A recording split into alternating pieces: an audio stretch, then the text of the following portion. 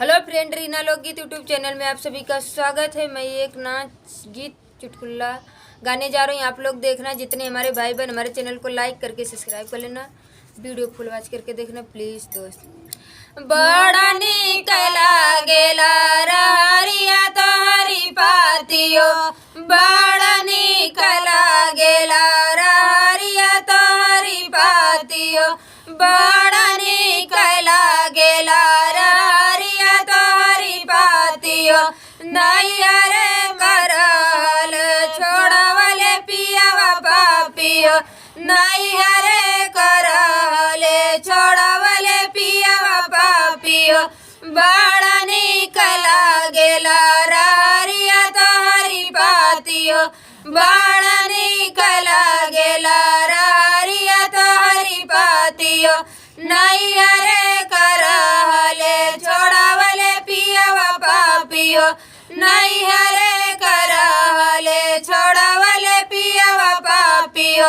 ससुर में रहली ससुइया खूर पातियो, ससुर में रहली ससुइया खूर पातियो, बाहर से आवे त दिनवा रात हरातियो,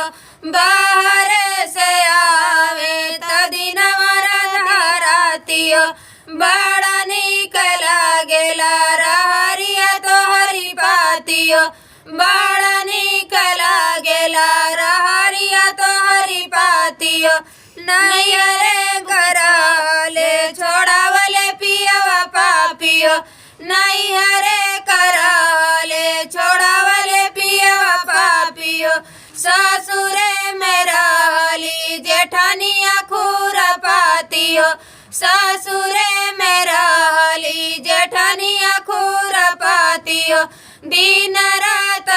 लगे रहे, दिन रात लगे रहे के दिन रातियो, दिन रात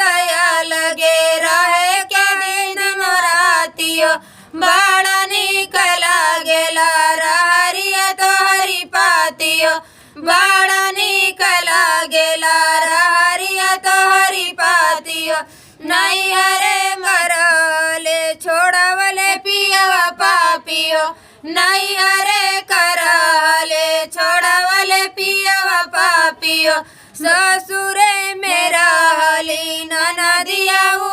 पातियो, ससुर में रहली ननदिया